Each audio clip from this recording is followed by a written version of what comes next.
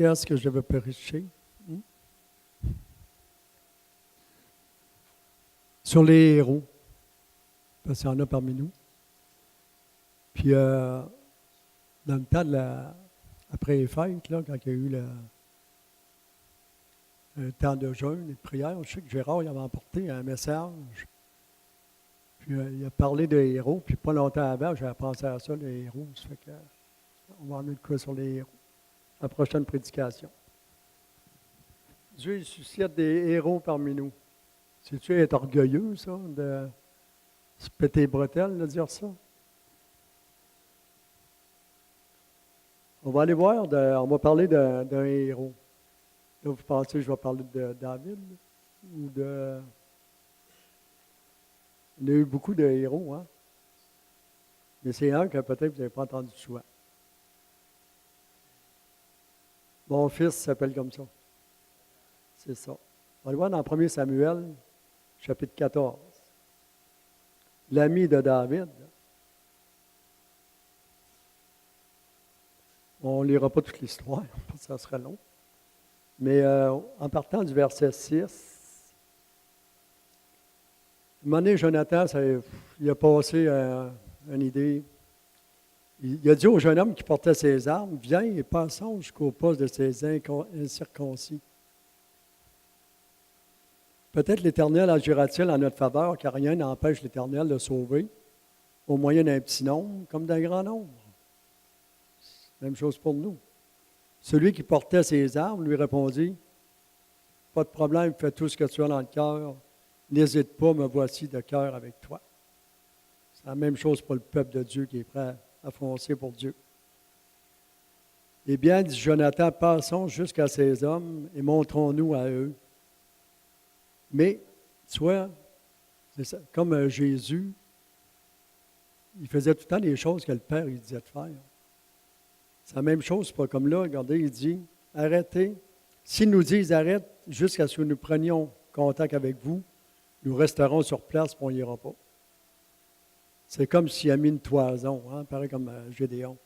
Et nous ne nous monterons pas vers eux.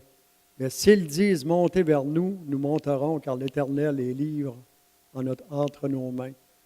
C'est là ce qui nous servira de signe. Des fois, ça nous arrive de demander des signes à l'Éternel. Ils se montrèrent tous deux au poste des Philistins. Voici les Hébreux qui sortent des trous, ils se sont cachés. Les hommes du poste s'adressèrent ainsi à Jonathan et à celui qui portait ses armes. Montez vers nous et nous vous ferons savoir quelque chose. Jonathan dit à celui qui portait ses armes, monte derrière moi car l'Éternel les livre entre mes mains, entre nos mains. Et Jonathan monta en s'aidant des mains et des pieds. Celui qui portait ses armes montait derrière lui, puis les Philistins tombaient devant Jonathan, et celui qui portait ses armes donnait la mort derrière lui. Nous, c'est certain qu'on n'est pas là pour donner la mort, mais plutôt le contraire. Ce premier coup que frappèrent Jonathan et celui qui portait ses armes fut fatal pour environ une vingtaine d'hommes, sur l'espace d'environ la moitié d'un arpent de terre. La panique se répandit au camp dans la région, et parmi tout le peuple, le poste et ceux qui ravageaient furent également saisis de panique. La terre trembla et ce fut une panique venue de Dieu. Puis on sait qu'il y a eu d'autres guerres aussi contre Israël, puis Dieu, souvent, les soldats, ils tournaient les armes, ils se battaient un contre l'autre, ils s'entretuaient. Verset 23. L'Éternel sauva Israël, puis la ville d'Amos. Ce jour-là, et le combat se prolongea jusqu'à... C'était là, l'armée les a appuyés aussi. On entend des héros fictifs, comme les Avengers. Vous connaissez ça? Jacques doit connaître ça. Il aime bien les films de science-fiction ou les 4 fantastiques. Et moi, je vais parler d'un. C'est Hulk. Hulk, en tout cas. Le gros, là, il vient gros quand il se fâche. Comme Alain Ménard, quand il se fâche, pas vous. Mais nous autres, on ne se met jamais en colère, hein, les chrétiens? Jusqu'à corps esprit.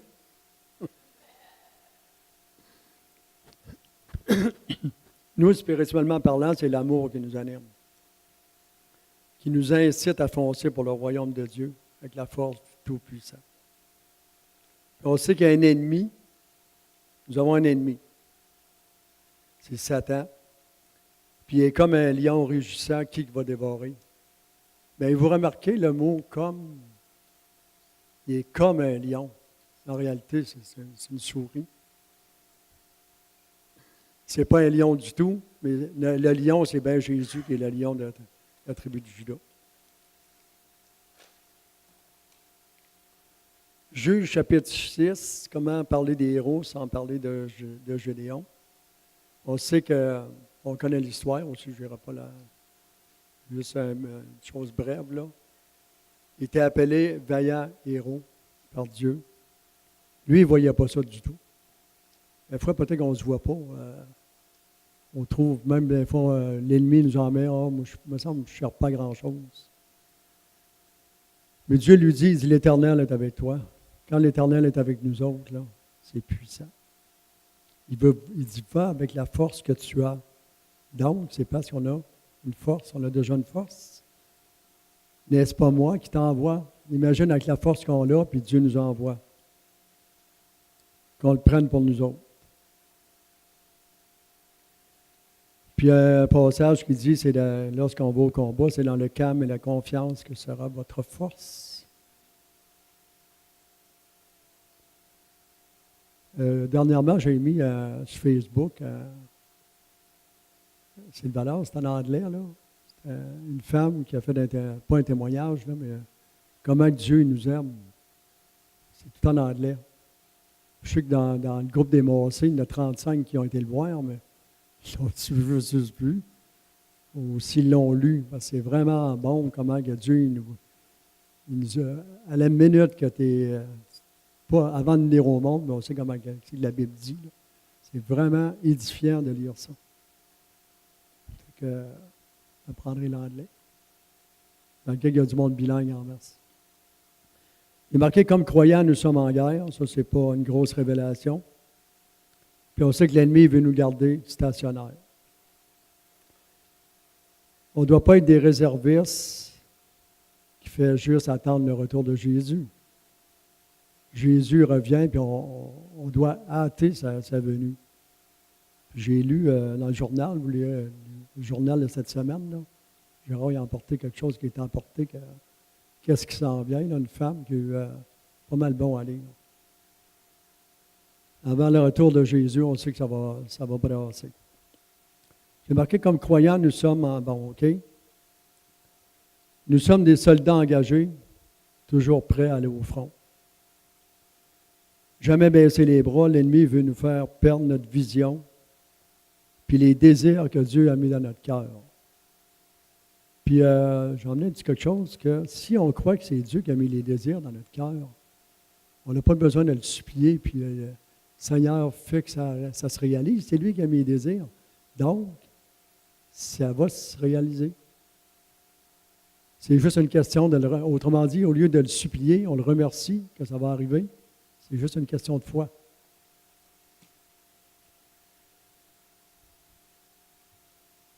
Notre meilleure arme contre Satan, c'est notre amour pour Dieu. Parce que lorsque tu es bon, on est tous en amour pour Dieu, là, puis surtout comme au premier amour. Là. C'est quand on est flayé, puis comme un homme et une femme là, qui sont en amour, là, il n'y a rien qui peut les séparer. Ils s'aiment passionnément, là, c'est extraordinaire. Ils ont confiance un dans l'autre. Puis comme nous, on est l'obéissance. Dieu, il aime quand on lui obéit. On va comparer les Québécois aux esclaves juifs qui ont sorti d'Égypte. Les Québécois sont esclaves de leurs péchés, comme nous, on était avant. On sait que le combat est spirituel. Les gens ont le cœur endurci. J'ai déchiré un article de journal, là. Ce n'était pas un journal. Vous devez l'avoir lu un peu sur Internet. C'est marqué, la nouvelle est apparue sans trop susciter l'intérêt, c'est que le nombre de baptêmes est en chute libre au Québec. Y en a-tu qui ont entendu parler de ça? Le gars, le chroniqueur, il dit rien de surprenant, dirait-on, dans une société qui a tourné le dos au catholicisme et qui considère de manière très négative la religion. C'est vrai. Les Québécois sont rendus là. Il marque que certes, longtemps, les Québécois ont continué de faire baptiser leurs enfants, mais même s'ils n'avaient plus la foi, ils le font juste pour la tradition, à cause de la tradition, pas à cause de la religion. C'est un code culturel largement partagé, mais il y a des limites apparemment à continuer de pratiquer une tradition vidéo, en tout cas, de son sens. Un jour, sans même s'en rendre compte, le commun des mortels l'abandonne. Il s'agit désormais d'une tradition morte qui ne dit plus rien. C'est rendu à ce point-là, puis tout l'article, là, lui, il n'est même pas d'accord avec le chroniqueur. Il trouve que... Mais lui, ce n'est pas à cause de la religion. Il dit, lorsque quelqu'un vient au monde, il doit avoir un acte qui est fait. Lorsqu'on se marie, il doit avoir quelque chose. Puis à la mort, c'est pareil. Il s'est rendu de même. Ça fait longtemps. Depuis les années, je pense, 1960, que ça a commencé à se dégrader. Acte 18, versets 9 et 10, ça parlait, ça disait, « Sois sans crainte, parle et ne te tais pas, car moi je suis avec toi, personne ne mettra la main sur toi pour te faire du mal, parce que j'ai un peuple nombreux dans cette ville d'Amos. » On pourrait-tu le prendre prophétique? Pourquoi pas? Dans cette ville d'Amos, puis dans cette région, même si on pourrait dire, oh non, oui, Maurice. Les gens vont voir que notre Dieu est grand. Pour l'ennemi, on sait que plus tu t'approches de Dieu, plus que tu deviens une target pour l'ennemi. Mais il ne peut pas nous atteindre. Pourquoi? 1 Jean 4,4, celui qui est en nous est plus grand que celui qui est dans le monde. Dieu peut lui permettre certaines choses, mais on s'en sort toujours gagnant. Psaume 144, versets 1 et 2. Béni soit l'Éternel, mon rocher, ma forteresse, mon bouclier, mon libérateur. C'est beau, hein? C'est lui qui exerce mes mains au combat, puis mes doigts à la bataille. Fait qu'imaginez, on n'a pas n'importe qui comme nous entraîner au combat, là. Lorsqu'on lit tous les passages d'un psaume, là, c'est vraiment édifiant. On va aller lire Jérémie.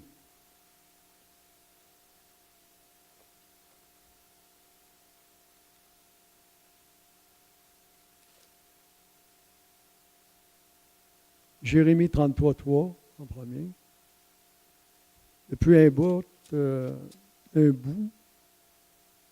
c'est dans Jérémie et Ézéchiel là, que, à un moment donné, tu trouves ça rough. Jérémie, là. Après, là, tu tombes dans la lamentation de Jérémie.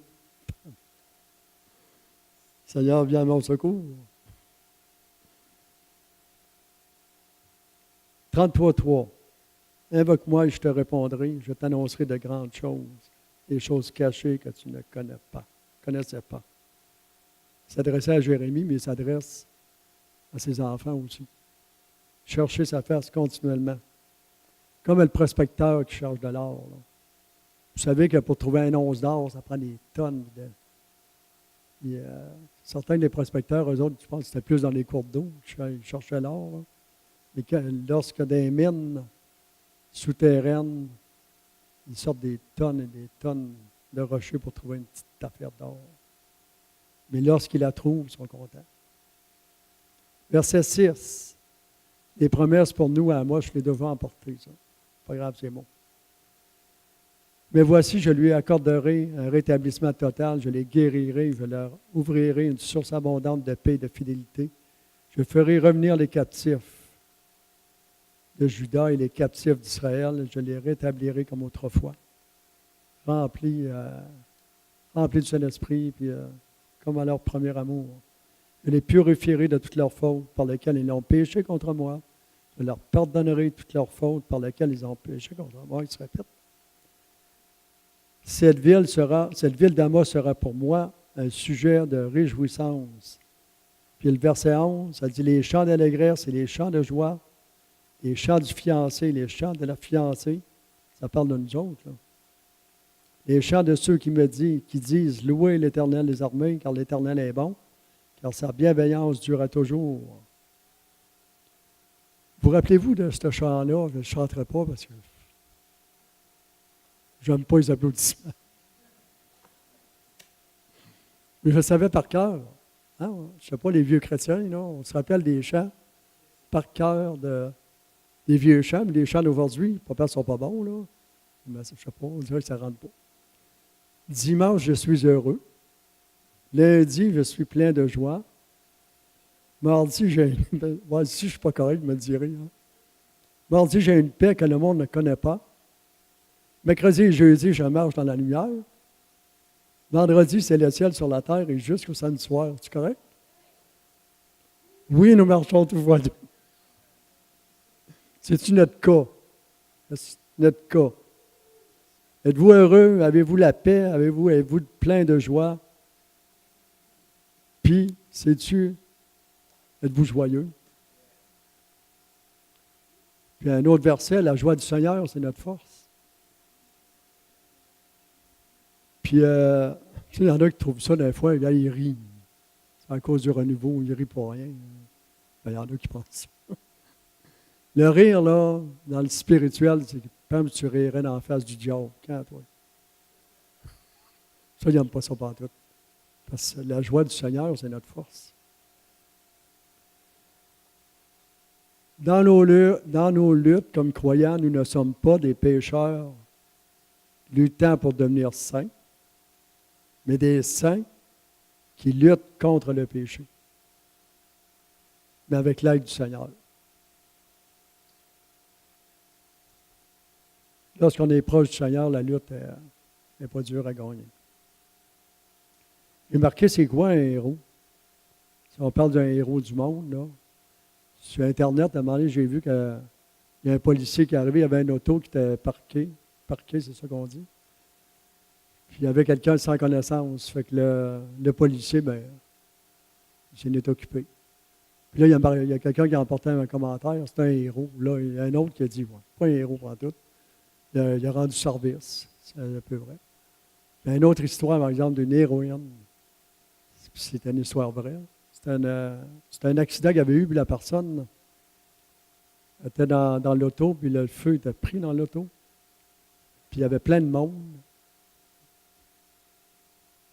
Puis la personne était sans connaissance. C'est une femme qui est partie à travers de je ne sais pas comment, là, de personnes. Puis elle était juste là, il ouvrait la porte, puis elle est sortie de l'auto, au risque de sa vie. Elle, c'est une héroïne. Il est marqué, pour nous, un héros, c'est quelqu'un qui est prêt à tout pour l'avancement du royaume de Dieu. Puis pour Dieu, un héros, c'est ça, son Fils. Puis pour nous autres aussi, c'est Jésus, notre héros. C'est ça, des héros, sauver le monde qui est perdu. Croyons qu'il y a un vent de transformation, de changement. On le répète, là, qui va prendre place. Puis au lieu d'entendre,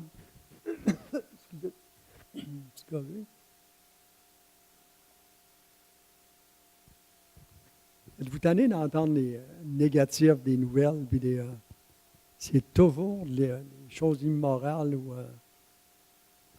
C'est moi, quand j'ai écrit ça, je pensais on est rendu comme Lot, qui disait, il tourmentait son âme constamment à cause de qu'est-ce qu'il entendait, puis qu'est-ce qu'il voyait. C'est pas croyable comment ça fait. Ça fait pitié qu'est-ce qui se passe là, dans le moment? Ce n'est pas juste les guerres, les bruits de guerre, là, mais l'immoralité, là, ça n'a pas de sens. Mais Dieu, il est en train de susciter une force spéciale, courageuse. Dans son Église, comme les marines. Là. Puis Dieu, lui, il n'est pas... On voit ça des fois quand il entraîne les marines, là, il parle à 6 pouces du nez, il crève quasiment dans la face. Dieu, il n'est pas comme ça, lui. Alors, moi, des fois, quand je regarde ça, là, me semble que je ferais mal à moi. Le gars, le bois de lieutenant, il me parlerait à 6 pouces du nez, là. Mais dans le temps, pas aujourd'hui. J'ai marqué, comme les marines, OK, aller au front. Bon. Il y a quelqu'un qui a dit, c'est sur le ring qu'on apprend à se battre. C'est pas dans l'assistance. Il y a des Jonathan parmi nous, mais il y a des porteurs d'armes. Luc 10, verset 19, ça dit, « Voici, je vous ai donné le pouvoir de marcher sur les serpents, les scorpions et sur toute la puissance de l'ennemi. » C'est encore une belle promesse. Et rien ne pourra vous nuire. Ah, le diable, il ne me lâche pas, moi. Rien ne pourra vous nuire. On a entendu, devant entendu ça, hein? Le diable. Quand tu prends autorité, il va te lâcher. Ne pas se focuser sur les problèmes, mais sur les promesses. Le Seigneur va nous utiliser, chacun de nous, pour abattre les forteresses de l'ennemi. Pour prendre cette ville, avez-vous vu les marches qui se font comme aujourd'hui, là, c'est soit pour le climat, ou alors pour sauver la terre. Celle-là, je n'ai pas entendu, sauver la terre. Notre mère. Vous savez que la terre, c'est notre mère, supposément. Mais nous, Dieu va nous utiliser pour sauver les perdus. Mais peut-être, comme j'ai dit tantôt, plus tu t'approches de Dieu, l'ennemi peut te cibler. Mais ça va à peine, même s'il peut essayer de nous cibler. Dieu va être glorifié, les gens vont être sauvés, l'Église va être en feu. Amen. Pasteur, à toi la parole.